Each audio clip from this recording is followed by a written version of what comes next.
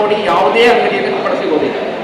ಇಲ್ಲಿ ಭಾಸ್ಕರ್ ರಾಯರಿಗೆ ನಾಳೆ ನೀವು ಸನ್ಮಾನ ಮಾಡ್ತೀನಿ. ನಾನು ಎಷ್ಟೋ ಜನರಿಗೆ ಭಾಸ್ಕರ್ ರಾಯರ ನಂಬರ್ ಕಳಿಸಿದ್ದೇನೆ. ಭಾಸ್ಕರ್ ರಾಯರಿಗೂ ನನಗೆ ಮುಖ ಪರಿಚಯ ಇಲ್ಲ. ಮೊನ್ನೆ ಮಾತಾಡೋರು ಹೇಳಿದ್ರು, ಸರ್ ನನಗೆ ಎಷ್ಟು ಗಿರಾಕಿ ನಿಮ್ಮ ಹೆಸರು ಹೇಳಿ ಬಂದಿದ್ದಾರೆ ಅಂದರೆ ಲೆಕ್ಕ ಇಲ್ಲ ಅಂತ ಹೇಳಿ. ಯಾಕೆಂದ್ರೆ ಅವ್ರ ಹತ್ರ ಹಪ್ಪಳ ಚೆನ್ನಾಗಿ ಕೊಡ್ತಾರೆ.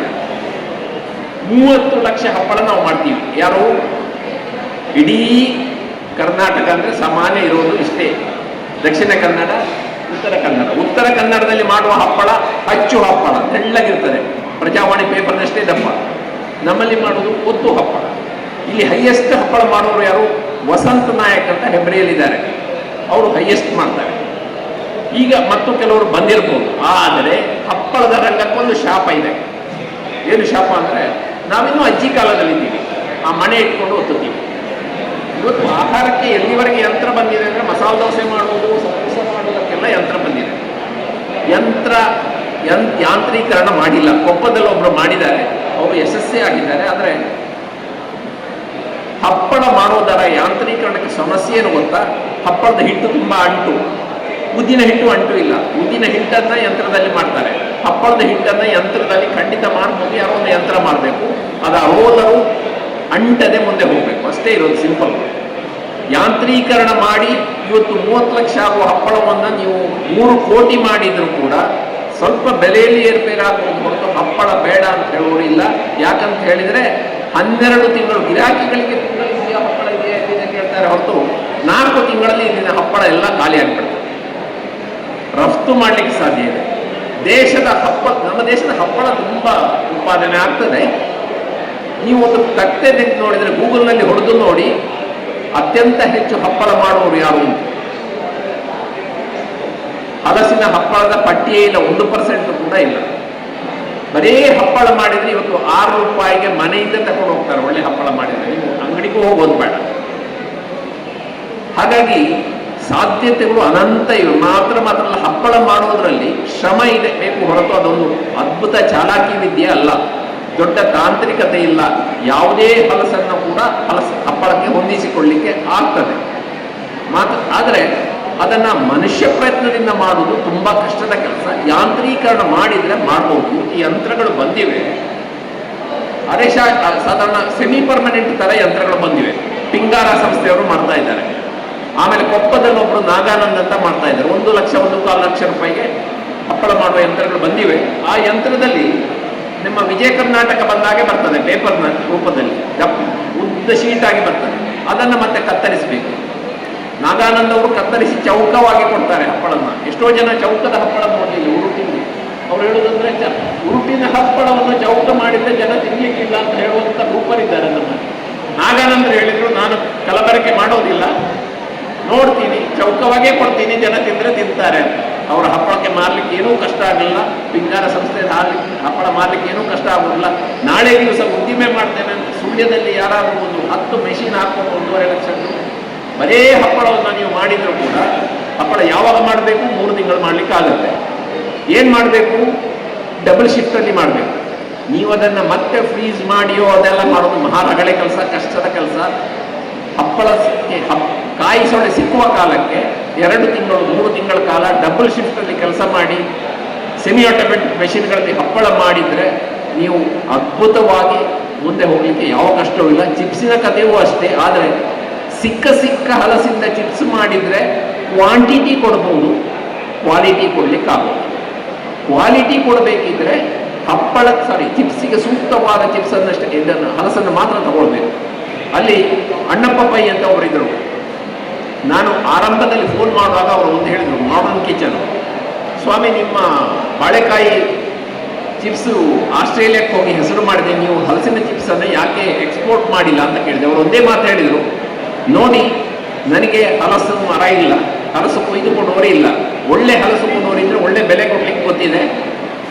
ಯಾರಾದರೂ ತಂದು ಕೊಡೋರಿದ್ರೆ ಹೇಳಿ, ಹೇಗೆ ಅಂತ ಹೇಳ್ತೀವಿ, ಒಳ್ಳೆ ಬೆಲೆ ಕೊಡ್ತೀವಿ. ಆಮೇಲೆ ಇನ್ನೊಂದು ವಿಷಯ ಹೇಳ್ತೀನಿ ನೋಡಿ, ನನ್ನ ಎದುರಿಗೆ ಈಗ ಊರಿನಲ್ಲೆಲ್ಲ 300 ರೂಪಾಯಿ ಇದೆ ಚಿಪ್ಸು. ಇದೊಂದು 10 ವರ್ಷ ಹಳೆ ಕತೆ. 300 ರೂಪಾಯಿ ಇದೆ ಚಿಪ್ಸಿಗೆ, ನಂದು 600 ರೂಪಾಯಿಗೆ ಮಾಡೋದು. ನನ್ನ ಎದುರು 6-8 ಲಕ್ಷ ರೂಪಾಯಿ ಕಾರ್ನಲ್ಲಿ ಬಂದ ಗಿರಾಕಿಗಳು ಕಾಯ್ತಾ ಇದ್ದಾರೆ. ಇಂಥ ಗಿರಾಕಿಗಳು ನನ್ನ ಎದುರಿರುವಾಗ ನಾನು ಯಾಕೆ ಎಕ್ಸ್ಪೋರ್ಟ್ ಮಾಡಬೇಕು ಹೇಳಿ? ಅಂದರೆ ಇವತ್ತು ಬರೇ ಚಿಪ್ಸ್ಗೆ ನಿಮ್ಗೆ ಏನೂ ಕಷ್ಟ ಇಲ್ಲ. ನೀವು ದೊಡ್ಡ ದೊಡ್ಡ ಸೂಪರ್ ಮಾರ್ಕೆಟಿಗೆ ಹೋಗ್ಬೇಕಾಗಿಲ್ಲ, ನಿಮ್ಮ ಮನೆಯಿಂದ ಚಿಪ್ಸ್ ತಗೊಂಡು ಹೋಗುವಂಥ ಸ್ಥಿತಿ ಇದೆ, ಕ್ವಾಲಿಟಿ ನಿಮಗೆ ಕೊಡ್ಲಿಕ್ಕೆ ಆಗ್ತಿದ್ರೆ. ಹಾಗಾಗಿ 108 ದಾರಿಗಳಿವೆ. ಕಲ್ತುಕೊಳ್ಳಿಕ್ಕೆ ಯಾರಾದರೂ ಅನುಭವ ಇರೋರ ಹತ್ರ ಸ್ವಲ್ಪ ಸೇರ್ಕೋಬೇಕು. ಪಲ್ಪ್ ಮಾಡ್ಬೋದು. ಕರ್ನಾಟಕದಲ್ಲಿ ಈ ಭಾಗದಲ್ಲಿ ಪಲ್ಪ್ ಮಾಡಿದವರು ಬಹಳ ಕಡಿಮೆ. ಪಲ್ಪಿನ ಕಥೆ ಹೇಳ್ತೀನಿ ನಾನು ನಿಮಗೆ. ಕೇರಳದಲ್ಲಿ ಕಣ್ಣನೂರಿನಲ್ಲಿ ಆಟೋ ಕಾರ್ಪಸ್ ಅಂತ ಒಂದು ಕಂಪನಿ ಇದೆ. ಅವರು ಭಾರತದಲ್ಲಿ ಅಲ್ಲ, ಬಹುಶಃ ಜಗತ್ತಿನಲ್ಲಿ ಅತ್ಯಂತ ಹೆಚ್ಚು ಪಲ್ಪ್ ಮಾಡ್ತಾರೆ. ಎಷ್ಟು ಕಾಲ ಮಾಡ್ತಾರೆ ಅಂದರೆ 10 ತಿಂಗಳ ಕಾಲ ಪಲ್ಪ್ ಮಾಡ್ತಾರೆ. ವರ್ಷಕ್ಕೆ 10 ತಿಂಗಳ ಕಾಲ ಪಲ್ಪ್ ಮಾಡ್ತಾರೆ.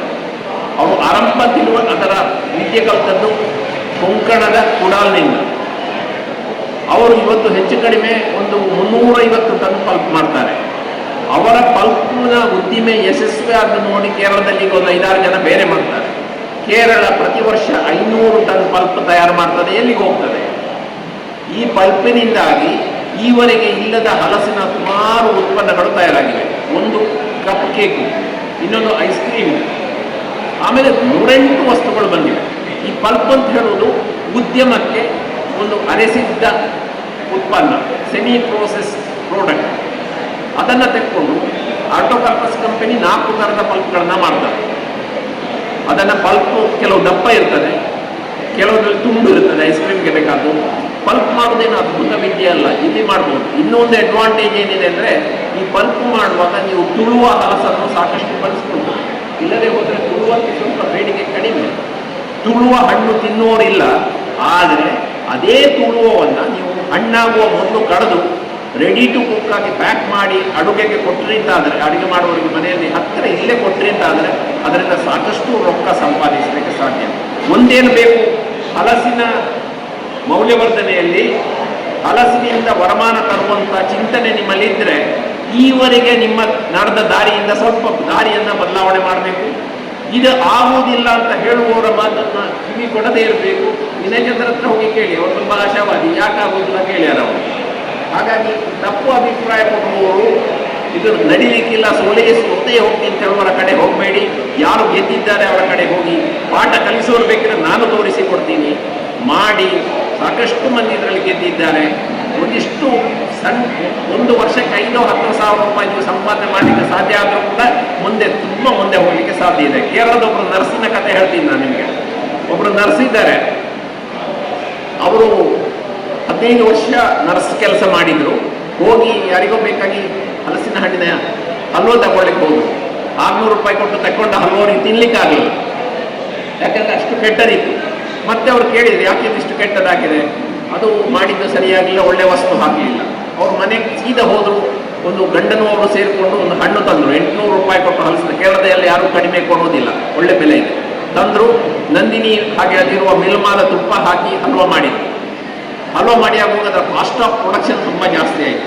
ಕೂಡಲೇ ಫೇಸ್ಬುಕ್ಕಲ್ಲಿ ಹಾಕಿದ್ರು, ನಾನು ಹಲ್ವ ಮಾಡಿದ್ದೀನಿ, ಒಳ್ಳೊಳ್ಳೆ ವಸ್ತು ಹಾಕಿದ್ದೀನಿ, ಚೆನ್ನಾಗಿ ಬಂದಿದೆ, ಮಾಡಿದ್ದು ಸ್ವಲ್ಪ ಜಾಸ್ತಿ ಆಗಿದೆ. ಕೂಡಲೇ ಕೇಳಿದರು, ಕಳಿಸ್ತೀರಾ ನೀವು ಕೊರಿಯರ್ ಅಂತ. ಅದೇ ದಿವಸ ಮಾರಿ ಹೋಯ್ತು ಅವರಿಗೆ. ಆ ಧೈರ್ಯದಿಂದ ಅವರು ಇವತ್ತು ಹಲ್ವ ಮಾಡ್ತಾ ಇದ್ದಾರೆ. ಆ ಹಲ್ವದ ಬೆಲೆ ಕೇಳಿದರೆ ನಿಮಗೆ ಬೆವರು, ಈಗಲೂ ಮಳೆಗಾಲದಲ್ಲೂ ಬೆವರು ಬಂದಿದೆ. 1600 ರೂಪಾಯಿ ಪರ್ ಕಿಲೋ ಹಲಸಿನ ಹಣ್ಣಿನ ಹಲ್ವವನ್ನು ಅವರು ರ್ಯಾಚೆಲ್ಸ್ ಕಿಚನ್ ಅಂತ ಹೆಸರು, ನಿಮಗೆ ಗೂಗಲಲ್ಲಿ ಸಿಗ್ತದೆ.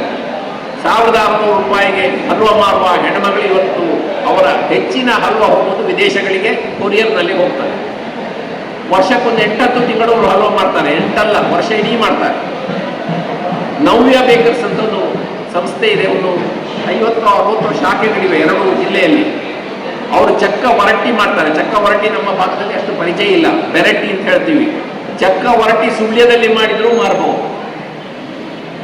ಹಲ್ವ ಅಲ್ಲ, ಅದು ಸ್ವಲ್ಪ ಹಲ್ವಕ್ಕಿಂತ ಮೊದಲಿನ ರೂಪ. ಚಕ್ಕ ವರಟ್ಟಿಯನ್ನು ನೀವು ನೇರ ಕಪ್ನಲ್ಲಿ ಹೀಗೆ ತಿನ್ನಬಹುದು, ಪಾಯಸ ಮಾಡಬಹುದು, ಒಳ್ಳೆ ಶೆಲ್ಫ್ ಲೈಫ್ ಇರುತ್ತೆ. ಬಹುಶಃ ದೇಶದಲ್ಲಿ ಅತ್ಯಂತ ಹೆಚ್ಚು ಚಕ್ಕ ವರಟ್ಟಿ ಇವತ್ತು ಮಾಡ್ತಾ ಇರೋದು ನವ್ಯ ಬೇಕರಿ. ನವ್ಯ ಬೇಕರಿ ಯಾವಾಗ ನೀವು ಆನ್ಲೈನ್ ಬೇಕು ಅಂದರೂ ಚಕ್ಕ ವರಟ್ಟಿ ಇಲ್ಲ ಅಂತ ಹೇಳೋದಿಲ್ಲ. ಅವರು ವರ್ಷಕ್ಕೊಂದು 10 ಟನ್ನಷ್ಟು ಚಕ್ಕ ವರಟ್ಟಿ ಮಾಡ್ತಾರೆ. ಹೇಗೆ ಮಾಡ್ತಾರೆ? ಅಲ್ಲಿ ವರ್ಕಿಂಗ್ ಡೇ ಇದ್ದಷ್ಟು ದಿನ ಅಲ್ಲಿ ಉರುಳಿ ಇಡ್ತಾರೆ, ಹಣ್ಣು ಆಗ್ತದೆ. ಅವರಿಗೆ ಬೇಕು ಹೇಳಿದಾಗ ಹಲಸಿನ ಹಣ್ಣಿನ ಸೊಳೆ ಮಾಡಿಕೊಡುವಂಥ ವ್ಯವಸ್ಥೆ, ಪ್ರೀ ಪ್ರೊಸೆಸಿಂಗ್ ಸೆಂಟರ್. ಈ ಪ್ರೀ ಪ್ರೊಸೆಸಿಂಗ್ ಸೆಂಟರ್ ಅಂದ್ರೆ ಏನು? ಪ್ರೀ ಸೆಂಟರು ಇಲ್ಲಿ ಸುಳ್ಯದಲ್ಲಿ ಒಂದು ದೊಡ್ಡ ಚಿಪ್ಸ್ ಕಾರ್ಖಾನೆ ಬಂತು ಅಂತ ಇಟ್ಕೊಳ್ಳಿ, ಉಪ್ಪು ಚಿಪ್ಸ್. ಅವರಿಗೆ ಬೇಕು ಅಂತ ಹೇಳಿದಾಗ ಸೊಳೆಯನ್ನು ಪೂರೈಸುವ ಒಂದು ವ್ಯವಸ್ಥೆ ಬಂದರೆ ಅವರು ಬದ್ಕೊಳ್ತಾರೆ. ನೋಡಪ್ಪ, ನನಗೆ ಮದುವೆ ಆರ್ಡರ್ ಉಂಟು, ನಾನು ಸೋಮವಾರ ಸ್ವಲ್ಪ ಜಾಸ್ತಿ ಬೇಕಾದ ವ್ಯವಸ್ಥೆ ಅವ್ರು ಮಾಡ್ಕೊಳ್ತಾರೆ. ಹಾಗೆ ಇವತ್ತು ಹಲಸಿನ ಹಣ್ಣಿನ ದೊಡ್ಡ ಉದ್ದಿಮೆ ಮಾಡಬೇಕಿದ್ರೆ ಅವರು ಒಂದು ಪ್ರೀ ಪ್ರೊಸೆಸಿಂಗ್ ಸೆಂಟರನ್ನು ಮಾಡ್ಕೋಬೇಕು. ಆಟೋ ಕಾರ್ಪಸ್ ಅಂತ ಏನು ಹಲಸಿನ ಹಣ್ಣಿನ ಪಲ್ಪ್ ಮಾಡ್ತಾರೆ, ಅವರು 4 ಪ್ರೀ ಪ್ರೊಸೆಸಿಂಗ್ ಸೆಂಟರ್ ಮಾಡ್ತಾರೆ. ಇಲ್ಲಿ ಸುಳ್ಯವೋ, ಜಾಲ್ಸೂರೋ, ಪುತ್ತೂರೋ, ಮಂಗಳೂರಲ್ಲಿ ದೊಡ್ಡ ಫ್ಯಾಕ್ಟ್ರಿ ಬಂದರೆ ಅದರ ಲಾಭ ಸುಳ್ಯದವರು ಪಡಿಬೋದು. ಯಾಕಂತ ಹೇಳಿದ್ರೆ ಅವರಿಗೆ ನಾವು ಮಾಡಿಕೊಡ್ತೀವಿ. ಪ್ರೀ ಪ್ರೊಸೆಸಿಂಗ್ ಸೆಂಟರ್ ನಾವು ಕ್ರ್ಯಾಕೆ ತೆಗೆದುಕೊಂಡು ಬೇಕಾದ ಸೊಳ್ಳೆಯನ್ನು ಬೇಕಾದ ಸಮಯಕ್ಕೆ ಕೊಡೋದಷ್ಟೇ. ನವ್ಯ ಬೇಕರ್ಸ್ ಏನು ಮಾಡ್ತಾರೆ, ಒಂದು 6-8 ತಿಂಗಳು ಆಗಸ್ಟ್ ಬರುವಾಗ ನಿಲ್ಲಿಸ್ತಾರೆ. ಯಾಕಂದರೆ ಆಗ ಹಲಸಿನ ಹಣ್ಣು ನೀರು ಕುಡಿಯುತ್ತೆ. ಅಷ್ಟು ಹೊತ್ತಿಗೆ ಅವರು 1 ತಿಂಗಳು ಮೊದಲೇ ಕೋಲ್ಡ್ ಸ್ಟೋರೇಜಲ್ಲಿ ಚಕ್ಕವರಟಿ ಮಾಡಿ ಇಟ್ಟಿರ್ತಾರೆ. ಅದನ್ನು ತೆಗೆದು ಮಾರ್ತಾರೆ. ಜನವರಿ ಬರುವಾಗ ಮತ್ತೆ ಹಲಸಿನ ಹಣ್ಣು ಸಿಗ್ತದೆ, ಚಕ್ಕವರಟಿ ಮಾಡ್ತಾರೆ. ಕೋಲ್ಡ್ ಸ್ಟೋರೇಜ್ ಇಲ್ಲಿ ಗ್ರಾಮಜನ್ಯದಲ್ಲಿ ಇದೆ. ನಮಗೂ ಬೇಕಿದ್ದರೆ ಹತ್ತಿರದಲ್ಲಿ ಕೋಲ್ಡ್ ಸ್ಟೋರೇಜ್ ಇದೆ. ಸಾಕಷ್ಟು ಸಾಧ್ಯತೆಗಳು, ಒಂದೆರಡಲ್ಲ. ಎಲ್ಲಿ ಹೋಗಬೇಕು, ಕಲೀಲಿಕ್ಕೆ ಎಲ್ಲಿ ಹೋಗಬೇಕು ಅಂತ ಕೇಳಿ. ಕಲೀಲಿಕ್ಕೆ ಎಲ್ಲಿ ಹೋಗಬೇಕು ಅಂದರೆ ಒಂದು ಸ್ವಲ್ಪ ತೊಡಕಿದೆ. ನಿಮಗೆ ಚೆನ್ನಾಗಿ ಕಲಿಸೋರು ಇಲ್ಲಿ ಸುಲಭದಲ್ಲಿ ಸಿಗೋದಿಲ್ಲ. ಹಲಸಿಗೆ ಇಷ್ಟು ದೊಡ್ಡ ಅವಕಾಶ ಬಂದರೂ ಸರ್ಕಾರದ ಒಂದು ಮೌಲ್ಯವರ್ಧನೆಯ ತರಬೇತಿ ಕೊಡುವ ಸಂಸ್ಥೆಗಳು ಇಲ್ಲಿರೋದು ಬಹಳ ಕಡಿಮೆ. ಆದರೆ ಕೆಲವಿವೆ. ಉದಾಹರಣೆಗೆ ಆಲೆಪ್ಪಿ ಅಂತ ಒಂದು KVK ಇದೆ, ಅದ್ಭುತವಾಗಿ ಕಲಿಸಿಕೊಡ್ತಾರೆ. ಒಂದು 4 ಮಂದಿ ಹೆಣ್ಮಕ್ಕಳು ಸ್ವಲ್ಪ ಭಾಷೆ ಹೋಗ್ಬಿಟ್ರೆ 2 ದಿವಸದಲ್ಲಿ ನೀವು ತುಂಬ ಕಲ್ತ್ಕೊಂಡು ಬರ್ಬೋದು. ಅಥವಾ ನಿಮಗೇನು ಬೇಕು ಅದನ್ನು ಯೋಚನೆ ಮಾಡಿದರೆ ಆ ದಿಶೆಯಲ್ಲಿ ಹೋಗಬೇಕಿದ್ರೆ ಕೇರಳದಲ್ಲಿ ಯಾರೋ ಗುರುಗಳನ್ನು ಇಟ್ಕೊಂಡು ಮುಂದೆ ಹೋಗ್ಬೋದು. ಇವತ್ತು ಕೇರಳದಲ್ಲಿ ರೈತರುಗಳು ಕೂಡ ಎಷ್ಟು ಮುಂದೆ ಹೋಗಿದ್ದಾರೆ ಅಂತ ಹೇಳಿದ್ರೆ ಆರ್ಡರ್ ತಗೊಳ್ತಾರೆ. ಎಲ್ಲ ಹಲಸಿನ ಹಣ್ಣಿನ ವೆರೈಟಿಯ ಹೆಸರು ಹೇಳಿದರೆ ಅದು ಎಂಥದ್ದಂತ ಗೊತ್ತಿರುವವರಿದ್ದಾರೆ. ನಮ್ಮ ಈ ಕೋಸ್ಟಲ್ ಬೆಲ್ಟ್ ಕೇರಳದಲ್ಲಿ ಇವತ್ತು ತಳಿ ಪ್ರಜ್ಞೆ, ವೆರೈಟಲ್ ಕಾನ್ಶಿಯಸ್ನೆಸ್ ಅಂತ ಒಂದು ಶಬ್ದ ಇದೆ. ತಳಿ ಪ್ರಜ್ಞೆ ಎಷ್ಟಿದೆ ಅಂತ ಹೇಳಿದರೆ J33 ಹಿಡಿದ ಕೂಡಲೇ ಹೇಳ್ತಾರೆ, ಅಯ್ಯೋ J33 ಹೆಚ್ಚು ಮಳೆ ಇರುವಲ್ಲಿ ನೆಡಬೇಡಿ, ಅದ್ಭುತ ಹಣ್ಣು, ರೋಗ ಅದರ ಮರಕ್ಕೆ ರೋಗ ಬರ್ತದೆ. ಸಿಂಧೂರ ಆಗ್ಬೋದು ಕರಾವಳಿಗೆ, ಸ್ವಲ್ಪ ಹಣ್ಣು ದೊಡ್ಡಿರ್ತದೆ, ಆದರೆ ಡೆಂಗು ಸುಗಿ ಆದಷ್ಟು ಗಟ್ಟಿ ಬರೋದಿಲ್ಲ ಸೊಳ್ಳೆ. ಇಷ್ಟೆಲ್ಲ ಹೇಳುವ ಅನುಭವಿಗಳು ನಮ್ಮ ನಡುವೆ ಇದ್ದಾರೆ. ಇವರನ್ನೆಲ್ಲ ನಾವು ಕಲ್ತುಕೊಂಡು ಒಂದು ಸಣ್ಣ ಉದ್ದಿಮೆ ಮಾಡೋದು, ಆಮೇಲೆ ಹಲಸಿಂದ ಆದಾಯ ಸಂಪಾದನೆ ಮಾಡೋದು ಕಷ್ಟದ ಕೆಲಸ ಅಲ್ಲ. ಮನಸ್ಸು ಮಾಡಬೇಕು, ಮತ್ತು ಟ್ರಯಲ್ ಮಾಡಬೇಕು, ಗುರುಗಳನ್ನು ಹಿಡಿಬೇಕು, ಸ್ವಲ್ಪ ಹೊತ್ತು ಅವರ ಜೊತೆ ಕೆಲಸ ಮಾಡಿ ಪಾಠ ಕಲಿಬೇಕು. ದೊಡ್ಡ ದೊಡ್ಡ ಮೆಷಿನರಿಗಳು ಇಲ್ಲದೆ ಕೂಡ ದೊಡ್ಡ ಸಾಧನೆ ಮಾಡಲಿಕ್ಕೆ ಸಾಧ್ಯ ಆಗ್ಬೋದು ಅಂತ ಹೇಳೋದಕ್ಕೆ ನೂರಾರು ಉದಾಹರಣೆಗಳು ನಮ್ಮ ಎದುರಿಗೆ ಇವೆ.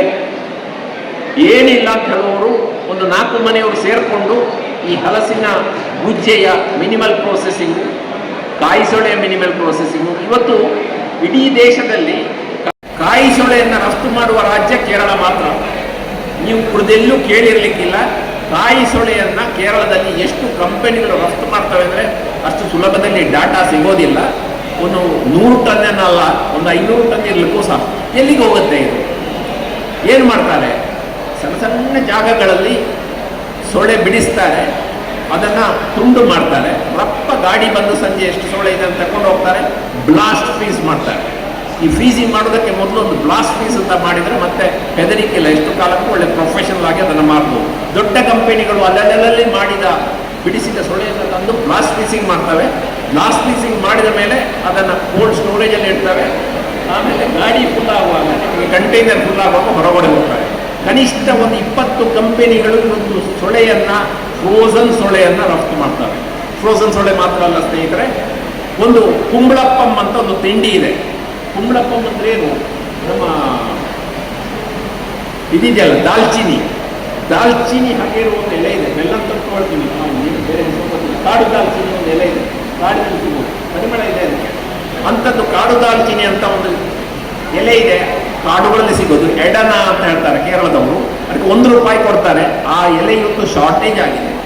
ಆ ಎಲೆಯಲ್ಲಿ ನೀವು ಹಲಸಿನ ಹಣ್ಣಿನ ಹಿಟ್ಟು, ತೆಂಗಿನ ಸುಳಿ, ಸ್ವಲ್ಪ ಬೆಲ್ಲ ಹಾಕಿ ಅದನ್ನು ಒಂದು ಗ್ರೈಂಡ್ ಮಾಡಿ ಒಳಗಡೆ ಇಟ್ಟು ಕುಕ್ಕರ್ನಲ್ಲಿ ಇಡ್ಲಿ ಬೇಯಿಸಿದ್ದಾಯಿತು. ಕುಂಬಳಪ್ಪ 2-3 ದಿವಸ ಕರೆಕ್ಟು. ಮಲಯಾಳದವರು ಎಡನ ಹೊರದು, ಇವರು ಇಜಿನಿಗೆ ₹1 ಇದೆ ಸರ್ ಎಲೆಗೆ, ಒಳ್ಳೆ ಎಲೆಗೆ. ಇವತ್ತು ಎಕ್ಸ್ಪೋರ್ಟ್ ಆಗ್ತಾ ಇದೆ. ಕೇರಳದಲ್ಲಿ ಎಷ್ಟೋ ಕಂಪನಿಗಳು ಮಾಡಿ ಅಲ್ಲೆಲ್ಲಿ ಮಾತ್ರ ಅಲ್ಲ, ಸಣ್ಣ ಸಣ್ಣ ಛಾಯಾಕರಣಗಳಲ್ಲಿ ಅವರು ಪ್ರೇರಣಾದಾಯಕ ಹಾಗೂ ಅನುಭವಾಧಾರಿತ ಮಾಹಿತಿಯನ್ನು ಹಂಚಿಕೊಂಡ ಶ್ರೀ ಪಡ್ರೆರವರಿಗೆ ನಮ್ಮ ಪೂರ್ವಕ ಕೃತಜ್ಞತೆಗಳು. ರೈತನ ಉತ್ಪನ್ನಕ್ಕೆ ಮೌಲ್ಯವರ್ಧನೆ